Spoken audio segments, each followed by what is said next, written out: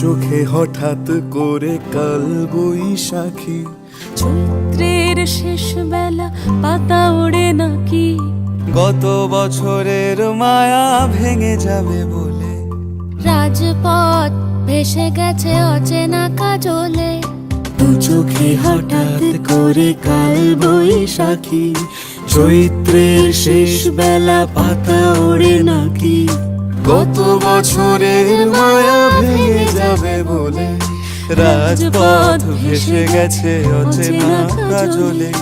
তুমিও অঝরে তাকে শুধু ভালোবেসো, এসো হে বৈশাখ এসো এসো।